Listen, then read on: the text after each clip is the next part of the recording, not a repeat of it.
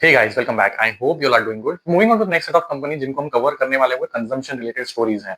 ये वाले वीडियो में टीएफएस की बात करेंगे, ट्रैवल फूड सर्विसेज, जो एक रीसेंट लिस्टिंग है। आई थिंक जून या जुलाई में इनका आईपीओ आया था और आईपीओ के बाद ये इनका फर्स्ट रिजल्ट है। तो एन अपॉर्चुनिटी टू अंडरस्टैंड कि भाई मैनेजमेंट का पर्सपेक्टिव क्या है, ग्रोथ के लिए गाइडेंस क्या इन्होंने दिया है, इनके टारगेट्स क्या है, ग्रोथ कौन से सेगमेंट में आ रही है और इनका प्राइमरीली बिजनेस अलग कैसे है कंपेयर टू जो ड्रीम फोक सर्विसेज है। तो ये सारे पॉइंट्स को हम इसेंशियली कवर करने वाले हैं। हम इनके बिजनेस मॉडल में इनहेरेंट रिस्क क्या है वो भी समझेंगे। तो ये हमारा फोकस होने वाला है इस वीडियो में। I will make a separate video जिसमें हम अगेन कंजम्पशन रिलेटेड दो बिजनेसेस हैं, स्पेसिफिकली लग्जरी कैटेगरी में ऑपरेट करते हैं। एक इथॉस है और दूसरा है टाइमेक्स इंडिया। तो इनको अलग वीडियो में कवर करेंगे। तो अब बात करें टीएफएस की, तो पहले समझते हैं इनका बिजनेस मॉडल क्या है और ये अलग कैसे है ड्रीम फोक सर्विसेज से। तो सिर्फ टीएफएस जो है, ये ट्रैवल एंड फूड सर्विसेज, ये इसेंशियली दो सेगमेंट में काम करता है। एक इनका सेगमेंट है क्यूएसआर, क्विक सर्विस रेस्टोरेंट्स, और दूसरा है एयरपोर्ट लाउंज ऑपरेशन करना। तो इसेंशियली क्या करते हैं, अब कोई भी सपोज एयरपोर्ट है, मुंबई एयरपोर्ट है, तो मुंबई एयरपोर्ट ऑपरेट करने वाला अथॉरिटी कौन सा है? एयरपोर्ट ऑपरेटर है अदानी।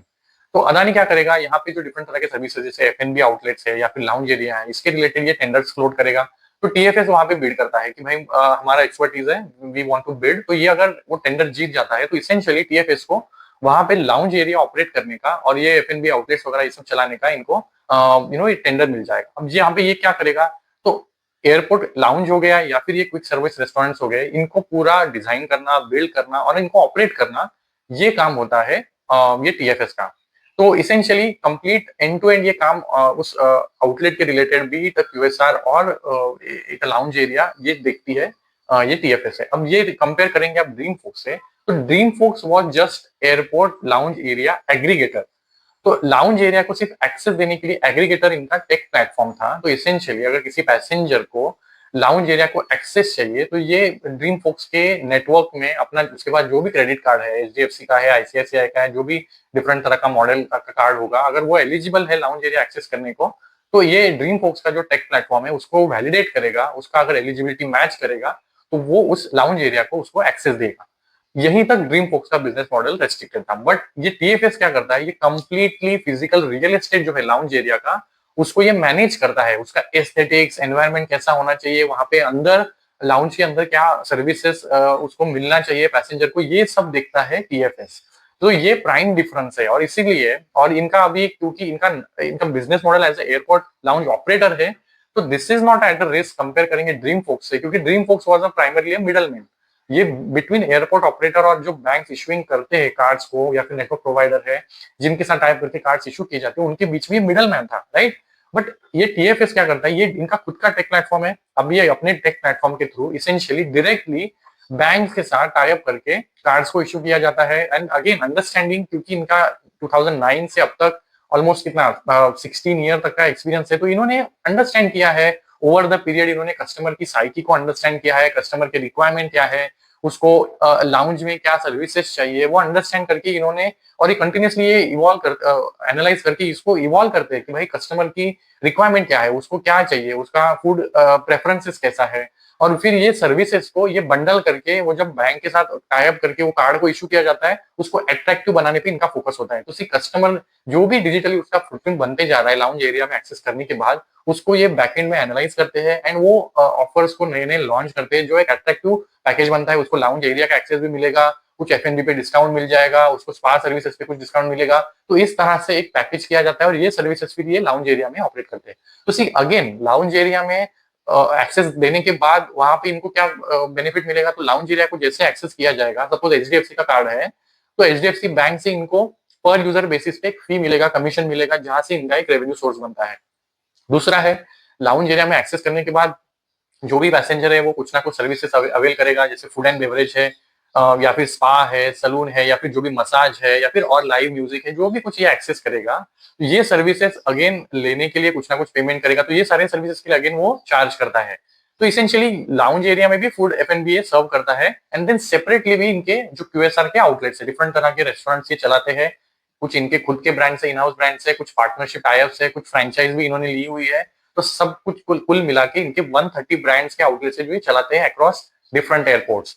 तो अगर इनका ज्योग्राफी वाइज प्रेजेंस देखेंगे तो इंडिया में टोटल 18 एयरपोर्ट से 18 एयरपोर्ट में इनका प्रेजेंस है, जिसमें से जो 13 एयरपोर्ट्स है वो मेजर है, मतलब बिग एयरपोर्ट्स लाइक मुंबई हो गया, अहमदाबाद हो गया, हैदराबाद हो गया, गोवा हो गया। तो मेजर एयरपोर्ट्स में इनका प्रेजेंस है, और ये दोनों तरह के सर्विसेज देते हैं, क्यूएसआर और लाउंज बिजनेस। तो ये बेसिकली प्राइम डिफरेंस है जो कंपेयर करेंगे ड्रीम फोक्स के कंपैरिजन में अलग है। तो ये पहली तो बात क्लियर करनी है। तो इसेंशियली इनके बिजनेस मॉडल में करंटली वो रिस्क नहीं है, जहां पे एयरपोर्ट ऑपरेटर मिडल मैन को हटाने पे फोकस कर रहे हैं, बिकॉज जरूरत नहीं है। अगर टिक टैको आपके पास ही हो तो आप डायरेक्टली बैंक के साथ पार्टनरशिप करके आप खुद ही उसको एक्सेस दे सकते हो, और बीच में जो भी खर्चे मार्जिन जो थर्ड पार्टी को जा रहे थे आप वो बचा रहे हो, राइट। इसेंशियली ये प्राइम फैक्टर था जिसकी वजह से ड्रीम फोक्स का जो बिजनेस मॉडल है करंटली अंडर क्वेश्चन है। तो ये इनके साथ तो इसेंशियली सिचुएशन नहीं है। तो फर्स्ट ये अब ये देखना समझना इसलिए जरूरी है बिकॉज इनका जब आईपीओ आया था ना तो काफी ज्यादा क्वेश्चंस और नेगेटिव सेंटीमेंट था अराउंड दिस आईपीओ। इनका IPO I think 3 times hardly subscribe हुआ था, और लिस्टिंग भी ऑलमोस्ट फ्लैट हुआ था because of all this negative sentiment, because exactly at that time DreamFolks की जो पार्टनरशिप्स है वो डिसकंटिन्यू की जा रही थी, इनके रिजल्ट खराब आ रहे हैं, और there is a question mark on the perpetuality of their business model itself. तो वहां से अब ड्रीम फोक्स ऑब्वियसली कुछ ना कुछ स्टेप्स ले रहा है टू ग्रो फर्दर, बट ये इसेंशियली जब नेगेटिव सेंटीमेंट था इस टाइम पे इनका आईपीओ आया, I think timing itself was not that great. But anyways, तो अगर आगे थोड़ा बढ़े तो इनका अभी प्रेजेंस क्या है, कितना काउंट वगैरह है, वो सब थोड़ा देखते हैं। तो इनका अभी करंटली देखेंगे तो ऑलमोस्ट 18 एयरपोर्ट्स पे इनका प्रेजेंस है। इनका मार्केट शेयर देखेंगे तो लाउंज मार्केट में इनका 45% मार्केट शेयर है, और क्यूएसआर में 26% का मार्केट शेयर है। इनका जो टोटल आउटलेट का काउंट है वो 454 का है, और ये सब क्यूएसआर आउटलेट का काउंट है। अगर काउंट देखेंगे मार्च में कितना था तो वो 442 था। तो hardly in 1 quarter they have added 12 new QSR outlets. Total outlets देखेंगे तो वो 491 है, इंक्लूडिंग 37 जो इनके लाउंज एरियाज है। अभी इसका अगर ट्रेंड देखेंगे तो इन्होंने कितने ऐड किए हैं रिसेंट पास में, तो यू विल नोटिस कि इनका कॉन्स्टेंटली जो काउंट है वो ग्रो हुआ है। QSR outlet at the end of last June 397 थे, अभी 454 पे गए हैं, तो 57 क्यूएसआर आउटलेट्स इन्होंने ऐड किए हैं। लाउंजेस 31 से 37 पे गए हैं, तो वहां पे भी ग्रोथ आ रही है। ब्रांड पार्टनरशिप जो है 117 से 130 पे गए हैं। तो इसेंशियली ये सब कुछ इन लाइन इनका डायरेक्शनली चीजें अच्छी चल रही है, तो वहां पे ऐसा कोई दिक्कत नहीं है। अब थोड़ा आगे बढ़े तो यू विल नोटिस कि इनका इंडिया में जो प्रेजेंस है लाउंज एरिया में, इसमें 2 नए एयरपोर्ट्स ऐड हो रहे हैं।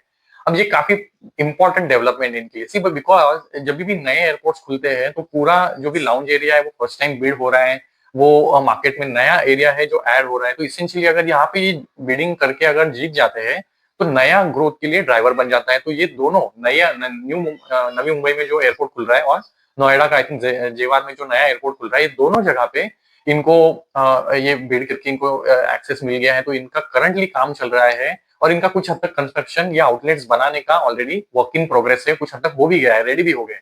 तो 70 न्यू आउटलेट्स खोलने का इनका टारगेट है with in this calendar itself. तो इसी फाइनेंशियल ईयर में ये कंट्रीब्यूट करना भी धीरे धीरे स्टार्ट करेगा, which is again good driver, because ये लंपी है। मतलब अभी नए एयरपोर्ट खुल रहे हैं तो ये सडनली बड़ा नंबर इनके आउटलेट्स के काउंट में ऐड हो जाएगा।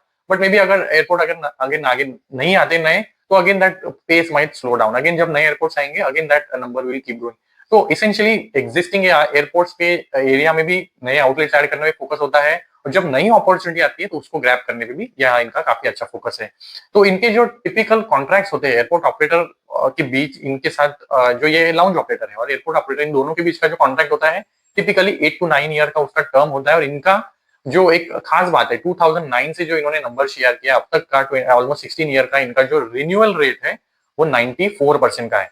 अब ये बहुत इंपॉर्टेंट है पॉइंट अंडरस्टैंड करना, बिकॉज इनके बिजनेस में एक जो इनहेरेंट रिस्क है वो यही है कि सपोज जो भी एयरपोर्ट ऑपरेटर है, अगर इनके साथ जो भी करंटली पार्टनरशिप है, अगर उसको जो भी इनका एग्जिस्टिंग पार्टनरशिप है अगर उसको रिन्यू नहीं करता तो क्या होगा। तो दैट्स प्राइमरी फैक्टर जो नेगेटिव है। अगर नया कोई भी पार्टनरशिप, नया कोई भी टेंडर आएगा, अगर वो रिन्यू नहीं होता है इनके लिए, अगर वो पार्टनरशिप रिन्यू नहीं होगी तो इनके बिजनेस में इनहेरेंट ग्रोथ के लिए चैलेंजेस आने वाले हैं। और सेकंड फैक्टर है, अगर रिन्यू होता भी है तो क्या वो सेम टर्म्स एंड कंडीशंस पे या फिर सिमिलर प्रोफाइल पे जो भी मार्जिन करंटली मिल रहे हैं, क्या वो सिमिलर प्रोफाइल में होगा। अगर वहां पे भी कुछ निगोसिएशंस होते हैं, वहां पे अगर कॉस्ट बढ़ते हैं तो इनके मार्जिन में प्रेशर आने वाला है। तो ये बहुत इंपॉर्टेंट फैक्टर है ट्रैक करना। और ये हमेशा जब भी आप इस बिजनेस को ट्रैक करो, आपको ये फैक्टर देखना कि रिन्यूअल रेट इनका क्या है, वो क्या रह रहा है, वो मेंटेन कर पा रहे हैं या फिर रिन्यूअल में कोई दिक्कतें आ रही है, ये देखना बहुत जरूरी है going forward in the future as well. अब नेक्स्ट 2-3 साल में, आई थिंक 2 साल में 2 एयरपोर्ट है जहां पे ये कॉन्ट्रैक्ट रिन्यूअल के लिए आने वाले हैं। उसमें एक कोची है और दूसरा है कोलकाता है। तो ये देखना समझना बहुत जरूरी होगा कि ये कॉन्ट्रैक्ट इनके जो एग्जिस्टिंग है यहाँ पे इन एयरपोर्ट्स पे क्या रिन्यू होते हैं कि नहीं। अगर यहाँ पे कोई भी चैलेंज लगा कि भाई नहीं होने वाले या फिर वहां पे नेगोशिएशन करते हो प्राइसिंग बेटर नहीं मिल रहा, तो ये देखना पड़ेगा कि इनके मार्जिन में क्या होगा और फिर बिजनेस की ग्रोथ का डायरेक्शन क्या होगा। बट करंटली एज्यूम करना कि भाई ड्रीम फोक्स के साथ जो गड़बड़ हुई है शायद इनके भी साथ हो, और नेगेटिव सेंटिमेंट के साथ सोचना कि भाई बिजनेस में प्रॉब्लम है, this is not right aspect. जब वो होगा तो will see at that point, but currently वैसे कोई नेगेटिव नहीं है। अब थोड़ा आगे बढ़े तो इनका फूड आउटलेट का जो काउंट है वो कैसा रहा है, तो यू विल नोटिस कि इनका करंटली 454 पे पहुंचा है QSR outlet, and that has also grown at a consistent pace every year. इन्होंने कुछ 50-60 के आसपास तो नए, and I think the pace was even higher at earlier years. तो ये ऑलमोस्ट ये पेस के साथ कंटिन्यू करते हैं। इनका अगर ब्रांड पोर्टफोलियो देखेंगे तो 39 इन हाउस ब्रांड्स है, एंड रिमेनिंग कितने ऑलमोस्ट 90-91 जो है वो अदर इंटरनेशनल वगैरह ब्रांड्स है या फिर फ्रेंचाइज इन्होंने जो लिया हुआ है। सी अब ये मिक्स भी अंडरस्टैंड करना बहुत जरूरी है। तो इन हाउस का जो कंट्रीब्यूशन है रेवेन्यू का 45 के आसपास है, और जो अदर इंटरनेशनल या फिर फ्रेंचाइज ब्रांड है उसका कंट्रीब्यूशन रेवेन्यू में ऑलमोस्ट 55 के आसपास है। अब ये मिक्स का अगर बाइफर्केशन देखिए तो इसमें से क्या पर्सपेक्टिव समझ में आता है कि इन हाउस ब्रांड जो है, क्योंकि ये सब कुछ खुद देख रहे हैं, यहाँ पे इनको कुछ फीस कमीशन देना नहीं है जिसका फ्रेंचाइज इन्होंने लिया है, तो यहाँ पे मार्जिन बेटर होने वाले हैं, तो उसमें कोई डाउट नहीं है। बट प्रॉब्लम इज कि इन हाउस ब्रांड्स कितने पॉपुलर है या फिर वहां पे आने वाला फुटफॉल कितना ज्यादा है। तो इनका क्या कहना है कि जो हम फ्रेंचाइज लेते हैं या फिर इंटरनेशनल ब्रांड्स को हम अपने आउटलेट हम यहाँ पे ओपन करते हैं, तो वो ड्रिवन होता है बेस्ड ऑन कस्टमर की रिक्वायरमेंट क्या है, कस्टमर के प्रेफरेंसेस क्या है, विजिबिलिटी कहाँ पे है। कस्टमर को अगर चाहिए कि भाई ये ब्रांड की एपेटाइट है या फिर उसकी रिक्वायरमेंट, तो उस हिसाब से ये डिसीजनिंग लेते हैं कि इन हाउस ब्रांड का आउटलेट खोलना है या फिर फ्रेंचाइज वाला खोलना है। तो in house brand margin accretive है, बेटर मार्जिन मिलते हैं, बट ये फ्रेंचाइज या फिर इंटरनेशनल ब्रांड्स लाते हैं रेवेन्यू ग्रोथ। तो ये कॉम्बिनेशन ये मेंटेन करते हैं, और इनका फोकस इसेंशियली यही होता है कि भाई कस्टमर को क्या चाहिए, उस हिसाब से डिसीजनिंग होता है कि भाई इन हाउस खोलना है या फिर फ्रेंचाइज वाला खोलना है। तो ये इनका स्टोरी है। अब थोड़ा आगे बढ़े तो ये इनका लाउंज एरिया वाला अगर देखेंगे तो that also has expanded. Last year जो काउंट था ऑलमोस्ट 31 पे था जो हमने बात किया जून में, अब वो 37 पे पहुंचा है, और एवरी ईयर इन्होंने लाउंजेस का एरिया भी बढ़ाया है, वहां पे भी ग्रोथ किया है। अब थोड़ा इनके नंबर्स पहले तो देख लेते हैं, then we will talk about some other parameters. तो इनके अगर पीएनएल में अगर देखे तो यू विल नोटिस इनका रेवेन्यू ग्रोथ आया है 6.3 का एडजस्टेड नंबर ये जो इन्होंने दिया है। तो रेवेन्यू ग्रोथ फ्लैट रही है, मतलब एज सच कोई बहुत ही अच्छा तगड़ा ग्रोथ आया नहीं है। हिस्टोरिकली अगर देखेंगे तो ये 20-25% के रेवेन्यू ग्रोथ करती है, PAT growth is almost very similar 20-25%, और इनका गाइडेंस भी उसी पेस को मेंटेन करना, उसी पेस में ग्रो होना था। बट ये quarter almost is out of track रहा है, एंड उसके पीछे रीजंस क्या है, तो अब दो मेजर रीजंस है। एक तो है जो इंडिया पाकिस्तान कॉन्फ्लिक्ट हुआ था उसकी वजह से जो इंटरनेशनल या फिर जो ट्रैवल है वहां पे रेस्ट्रिक्शन थे, जो ट्रैवल है essentially that was at halt for some time, and then again जो इंडिया पाकिस्तान कॉन्फ्लिक्ट के अलावा भी जो एयर इंडिया का एयर क्रैश हुआ, जो इंसिडेंट अनफॉर्चुनेट हुआ, जिसकी वजह से जो कस्टमर का टेंडेंसी था ट्रैवल करने का, वो भी कुछ हद तक जो मेंटेलिटी थी दैट गॉट इम्पैक्टेड, और जो फुटफॉल है वो थोड़ा सा गिर गया। अब सी इनके बिजनेस को ग्रोथ के लिए फुटफॉल चाहिए, एवरेज जो पैसेंजर ग्रोथ है, अगर वहां पे कोई भी डिक्लाइन आती है तो that is going to have a major again risk इनके बिजनेस के ग्रोथ पे। तो again again just if you try to link it again, अगर कस्टमर फुटफॉल पे डिपेंडेंस है तो कोविड में इनका बिजनेस इंपैक्ट हुआ होगा। तो अगर हिस्टोरिकल नंबर देखेंगे तो कोविड में इनका बिजनेस शोड लॉसेस, ऑपरेशनल भी लॉसेस होगा, बिकॉज फुटफॉल ही नहीं है तो ना क्यूएसआर चलेगा ना आपका लाउंज एरिया चलेगा, तो दोनों में आपका रेवेन्यू ग्रोथ नहीं आएगा, ऑपरेशनल खर्चे तो रहेंगे, तो फिर पैट में इंपैक्ट आएगा, ऑपरेशनल भी लॉसेस करेंगे।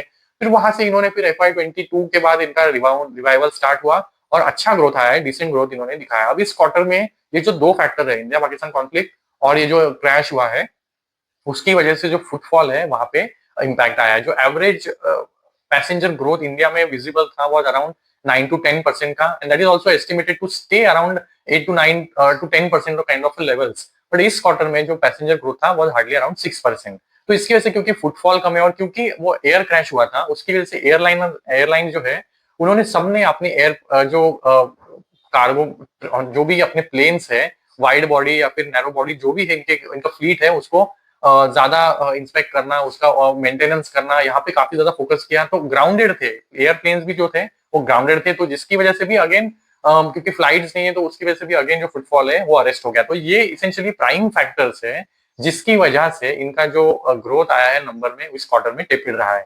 But this is a temporary phase, जैसा इन्होंने बोला कि ये जून में इंसिडेंट हुआ था जो एयर क्रैश हुआ था जिसकी वजह से जून के नंबर्स इंपैक्टेड थे, and even July to an extent got impacted, but August onward they already see a revival that is happening, क्योंकि इनका अभी रिसेंटली कॉन कॉल हुआ तो उन्होंने मेंशन किया कि जून अगस्त ऑनवर्ड ये नंबर अभी पिकअप होना स्टार्ट हुआ है। अब इनका बिजनेस मॉडल में सीजनैलिटी भी है, इनका जो H1 होता है स्लाइटली सॉफ्टवेयर होता है, तो सॉफ्टवेयर क्वार्टर में ये इम्पैक्ट आया है, but still there is a heavy period जो H2 होता है जहाँ पे ऑलमोस्ट 55 to 60% रेवेन्यू आता है, that is yet to come. तो इनका कहना है कि यार numbers are going to pick up from here, और जो H2 है हम काफी हद तक जो H1 का जो अंडर परफॉर्मेंस है उसको कंपनसेट कर लेंगे। तो इनका जो गाइडेंस है वहां पे इनका कहना है कि हम लास्ट ईयर का जो 21% का ग्रोथ था उसी को हम इस साल भी मेंटेन करेंगे, अराउंड 20-25% का रेवेन्यू ग्रोथ इस साल भी हम टारगेट कर रहे हैं। तो उस टारगेट को इन्होंने आज तक कोई चेंज नहीं किया है, बट ये हमें देखना पड़ेगा, because it's first few quarter जब मैनेजमेंट को सुन रहे हैं, तो क्रेडिबिलिटी कितना है और इसको कितना बाय वर्ड्स लेना है वो तो हमें आगे के क्वार्टर्स में इनके एनालिसिस को इनके नंबर्स को एनालिसिस करके और तभी जजमेंट अच्छा आएगा। तो आई एम स्टिल गोइंग, मतलब चलो ठीक है, अगर ये कह रहे हैं तो लेट्स अज्यूम कि वो कर पाएंगे, तो ये गाइडेंस इन्होंने मेंटेन रखा है। अभी अगर मार्जिन देखेंगे तो gross margin are very good at 83%, और यहाँ पे भी इंप्रूवमेंट आई है। अब मार्जिन क्यों इंप्रूव है, तो इन्होंने अगेन कुछ पॉइंट्स पे शेयर किया, जो कॉस्ट है इनके वो कम हुआ है, ऑपरेशनल इफिशियंसी थोड़ी बेटर हुई है, और कुछ ऑपरेशनल इन्होंने कुछ ऑप्टिमाइजेशन भी किया है जो अगेन ड्राइव किया है इनके मार्जिन्स को, तो जिसकी वजह से मार्जिन्स इंप्रूव है। और फिर वो एबिटा लेवल पे भी फ्लो हुए है, एबिटा लेवल पे भी मार्जिन्स यहाँ पे ऑलमोस्ट 400 बेसिस पॉइंट से इंप्रूव है।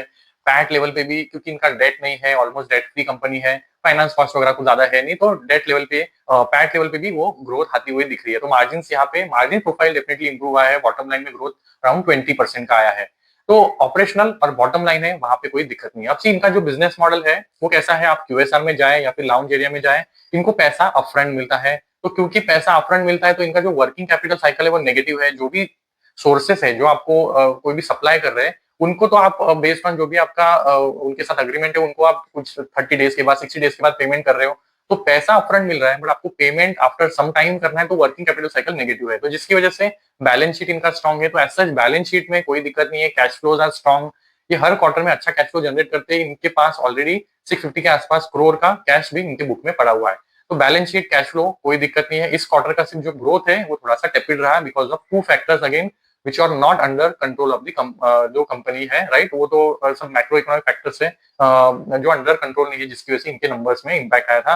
But these are the factor you have to keep in mind जब आप बिजनेस को ट्रैक करते हो, दीज आर इनहेरेंट रिस्क इनके बिजनेस में है which we can't ignore to an extent. तो ये हो गई बात इनके नंबर्स की। अब थोड़ा समझते हैं इनके बिजनेस मॉडल का एक क्रिटिकल फैक्टर है यूनिट इकोनॉमिक्स कैसा है। सी अब ये कोई भी अगर क्यूएसआर यूनिट खुले या फिर लाउंज यूनिट को ऑपरेट करे, इनके दो तरह के कॉन्ट्रैक्ट्स होते हैं, एक तो लॉन्ग टर्म कॉन्ट्रैक्ट्स होते हैं या फिर स्ट्रेटेजिक पार्टनरशिप इनकी होती है। अब ये लॉन्ग टर्म कॉन्ट्रैक्ट्स क्या होते हैं, तो इसेंशियली जो एयरपोर्ट ऑपरेटर है आप इनके साथ पार्टनरशिप करते हो लॉन्ग टर्म का, जैसे 8-9 ईयर्स का इनका एक कॉन्ट्रैक्ट होता है, तो जिसके तहत ये जो एयरपोर्ट ऑपरेटर है उसको एक फीस देते हैं एवरी ईयर, राइट, पीरियोडिक जो इनका एग्रीमेंट है उस हिसाब से फीस देंगे। बट फिर वो जो पूरा एरिया है उसको, लाउंज अगर एरिया है या फिर क्यूएसआर यूनिट है, उसको डिजाइन करना, उसको बिल्ड करना, उसको ऑपरेट करना, उसका पूरा पीएनएल इनके पास रहता है अंडर ये जो लॉन्ग टर्म कॉन्ट्रैक्ट है। तो ये एक इनका मॉडल है अंडर लॉन्ग टर्म कॉन्ट्रैक्ट। और दूसरा है स्ट्रेटेजिक पार्टनरशिप, जिसके तहत ये कोई जेवीज फॉर्म करेंगे, एसोसिएट्स होंगी, पार्टनरशिप्स होंगी, जिसके तहत जो अगर इनका काम करते हैं, तो ये इसेंशियली अगर क्यूएसआर यूनिट चला रहे तो क्या होगा, जिसके साथ भी पार्टनरशिप हुआ है ये चलाने के लिए क्यूएसआर यूनिट, इनको एक मैनेजमेंट फीस मिलेगा, क्योंकि आप ऑपरेट कर रहे हो वो क्यूएसआर यूनिट को, तो मैनेजमेंट फीस मिलता है। और जिस परसेंटेज में जो पार्टनरशिप हुआ है, तो जो अगर जेवी पार्टनरशिप में अगर टीएफएस अगर 60% होल्ड कर रहा है, तो वो जो पैट बनेगा उस यूनिट से उसका 60% पैट इनको मिलेगा। तो ये दो टर्म्स के अंदर इनका काम चलता है, लॉन्ग टर्म पार्टनरशिप और जो स्ट्रेटेजिक पार्टनरशिप है, राइट। तो ये अगर आपको समझ आया होगा, राइट। तो अब ये ग्रोथ इनके लिए आगे कहां से आने वाली है, इसके रिलेटेड इन्होंने कुछ पॉइंट्स पे जो फोकस किया उसका थोड़ा बात करते हैं।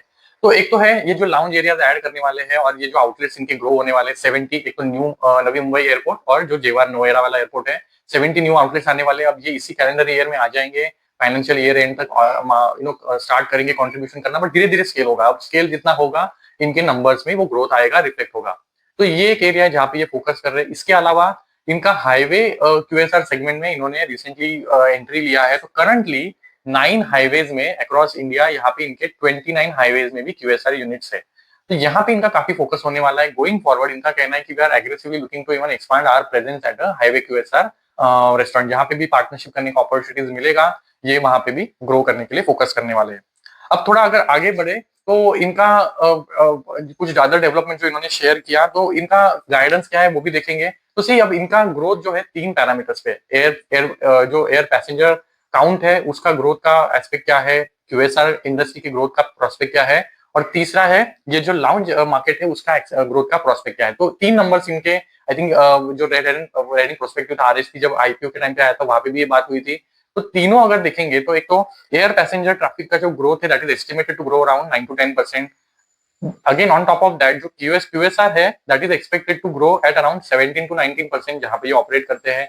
बिकॉज अगेन जो पैसेंजर फ्लो होगा, पैसेंजर का फुटफॉल बढ़ेगा, and as the aspiration is growing and the the requirement to have that better experience that kind of drives जो प्रीमियमाइजेशन है, जो इनके जो क्यूएसआर आउटलेट्स में जो स्पेंड बढ़ता है इसेंशियली वहां से ग्रोथ आती है। तो एक तो नंबर ऑफ आउटलेट्स भी बढ़ रहे हैं एंड स्पेंड जो हो रहा है पर आउटलेट वो भी बढ़ रहा है। तो इसेंशियली यहाँ से जो ग्रोथ आने वाली क्यूएसआर की, it is expected at around 17 to 19%, and जो लाउंज एरिया है that is expected to grow at again 22 to 24%। तो अगेन तीनों जो सेक्टर्स है, अब लाउंज एरिया के क्यों ग्रो होंगे, नए नए एयरपोर्ट्स आएंगे under the Udan scheme, multiple airports are going to open, around 300 airports by 2047 open करने का कुछ टारगेट है। I think 1 or 2 days itself ago MP state में का न्यूज आया था कि almost they are planning to have airport at almost at 150 kilometre distance. तो it is may be too optimistic target, but airports are growing to grow. तो वहां पे फिर इन सारी सर्विसेज की बीट लाउंज और क्यूएसआर रेस्टोरेंट उसकी तो रिक्वायरमेंट होगी। तो यहाँ पे अगेन एग्जिस्टिंग क्योंकि इनका ट्रैक रिकॉर्ड अच्छा है, तो नई नई जब जगह पे जब टेंडर करेंगे, बिड करेंगे, तो वहां पे देर अगेन स्कोप की वहां से इनके बिजनेस में ग्रोथ आएगी। अब थोड़ा ये सोचते हैं कि इनके बिजनेस मॉडल का सच स्ट्रेंथ क्या है। मतलब अगर एयरपोर्ट ऑपरेटर है वो जब भी इस कॉन्ट्रैक्ट को रिन्यू करने का सोचेगा, जब ये टर्मिनेट होगा, नया कॉन्ट्रैक्ट आने वाला है, तो why should TFS get that contract, right. तो ये इसेंशियल पॉइंट है।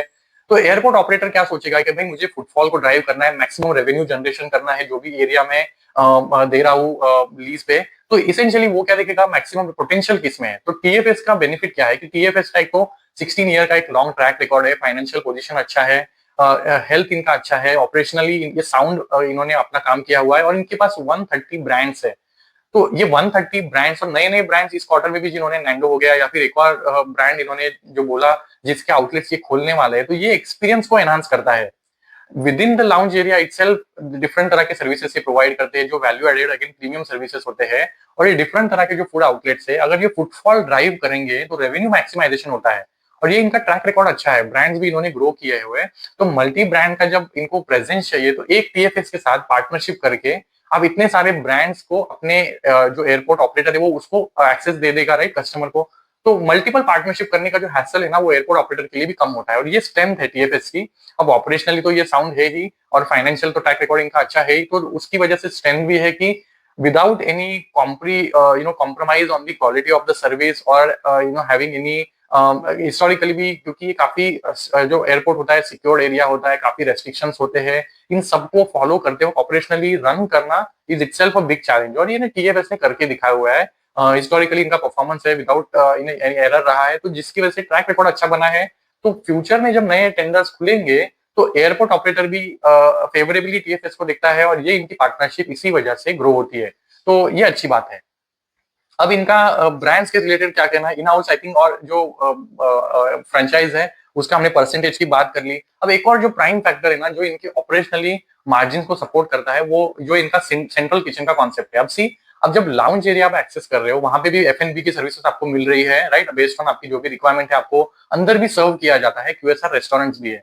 बट दोनों जगह पे सर्विसेज प्रोवाइड करने के लिए इनका डिफरेंट किचन नहीं है, right, they everything is getting driven by a central kitchen. वहीं से क्यूएसआर रेस्टोरेंट को भी सर्व करते हैं, वहीं से लाउंज एरिया भी सर्व करते हैं। तो ऑपरेशनली अपने जो जो सारा काम है इन्होंने उसको सिनर्जाइज किया हुआ है, मल्टीपल जगह पे ये उसी सेंट्रल किचन के थ्रू सर्व करते हैं, जिसकी वजह से इनके जो खर्चे है वो भी अंडर कंट्रोल रहे। तो ये again is a factor that differentiate itself, क्योंकि इतने लार्ज वैरायटी ऑफ स्टोर्स इनके पास, आउटलेट्स इनके पास है, सेंट्रल किचन से ड्राइव होते हैं, तो कॉस्ट ऑप्टिमाइजेशन करते हैं, प्रोक्योरमेंट साथ में कर लेते हैं, बल्क में कर लेते हैं, तो वहां से इनको जो भी डिस्काउंट वगैरह मिलते हैं। तो इसेंशियली वो एक फैक्टर है जो इनके मार्जिन को सपोर्ट करता है। तो ये सब खास बात है इनकी बिजनेस की। तो ग्रोथ अगर गाइडेंस की अगर बात करें FY26 के लिए इन्होंने जो दिया है, इन्होंने अपने गाइडेंस को जो 2025 रेवेन्यू ग्रोथ है परसेंट को मेंटेन करना, उसको मेंटेन रखा है। ग्रॉस मार्जिन जो 83% पे पहुंचे हैं, इनका कहना ये सस्टेनेबल है। तो इनका कहना 82 to 83% पे हमारे ग्रॉस मार्जिन रहेंगे। एबिटा मार्जिन जो हाईएस्ट एवर 39% पे पहुंचे हैं, इनका कहना है these are sustainable, these are not one off margin that we have achieved. 38 to 39 EBITDA margin are sustainable, and going forward we hope to maintain that.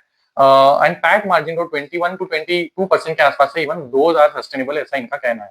तो margin के revenue के गाइडेंस को इन्होंने कंटिन्यू रखा है जो Q1 में आया है, एंड दे एक्सपेक्ट कि जो इस क्वार्टर में थोड़ा सा सबड्यूड परफॉर्मेंस रहा है, going ahead by the H2 and end of the year will again try to get back to that range. तो essentially ये ओवरऑल इनका गाइडेंस है। अब थोड़ा अगर आगे बढ़े तो एक और पॉइंट जो इनके I think red herring prospective के बाद भी एक डिस्कस हुआ था जब आया था, और अभी भी इनके कॉन्फ्रेंस कॉल में डिस्कस होता है कि उड़ान यात्री कैफे जो गवर्नमेंट ने स्टार्ट किया है लॉन्च करना, कि जहां पे आपको at a reasonable price water bottles या फिर जो समोसा स्नैक्स वगैरह कुछ है वो अवेलेबल है। तो why should a customer go and get into any QSR restaurant जहां पे at a higher price point पे चीजें मिल रही है, राइट? मतलब फिर फुटफॉल तो ड्राइव होगा ये उड़ान यात्री कैफे से, और आपका बिजनेस थोड़ा इम्पैक्ट हो सकता है। तो इज इट द रियलिटी? तो मैनेजमेंट का काफी क्लियर इसका आंसर है। किसी कस्टमर का जो एक्सपीरियंस का रिक्वायरमेंट होगा है, that can be a different. जो भी customer is trying to get into experience of a QSR या फिर लाउंज एरिया, जो ये सर्विस प्रोवाइड करते हैं, ये सारे सेगमेंट्स में ऑपरेट करते हैं। और ये जो उड़ान यात्री कैफे, ये कैफेज भी TFS चलाता है। तो जो भी कस्टमर की रिक्वायरमेंट है, ये सारे प्राइस पॉइंट पे ऑलरेडी अवेलेबल है, और कोई भी नेगेटिव इंपैक्ट बिकॉज ऑफ उड़ान यात्री कैफे इनके बिजनेस में नहीं आने वाला है, and they are available across the price point essentially. तो कोई भी ऐसा नेगेटिव इंपैक्ट इनके बिजनेस में नहीं दिखने वाला है, जो इन्होंने क्लियर किया। तो which is all good as such. See debt free company है, ग्रोथ अच्छी है, करंटली रीजनेबल वैल्यूएशन भी है, 2025 का इनका ग्रोथ है, और अगर 40 के आसपास इनका पी है, ट्रेलिंग पी अगर फॉरवर्ड निकालेंगे तो और नीचे आ जाएगा। तो not bad preposition at the moment, but जो इनहेरेंट रिस्क है, अगर पैसेंजर ट्रैफिक इंपैक्ट होता है बिकॉज ऑफ एनी रीजन, या फिर इनके अगर जो भी टेंडर्स है आगे रिन्यूअल के लिए आने वाले हैं, कॉन्ट्रैक्ट्स हैं, अगर वहां पे कुछ भी दिक्कत आती है तो नेगेटिवली इनके बिजनेस को इम्पैक्ट होने वाला है, डायरेक्टली ग्रोथ इनका हैम्पर होगा। तो ये देखना आगे चलते हुए जो भी रिन्यूअल के लिए कॉन्ट्रैक्ट्स आएंगे उनको ट्रैक करना बहुत प्राइम फैक्टर होगा। करंटली एज सच कोई भी चैलेंज इन्होंने अपने कॉन्कॉल्स में हाईलाइट नहीं किया है, इवन इन द PPT या फिर मीडिया रिलीज डॉक्यूमेंट। तो गोइंग फॉरवर्ड ये प्राइम फैक्टर्स हमें देखना। तो चलो यही तक रखते हैं। Let me know if you have any queries and I will go with the upcoming video. Thank you so much.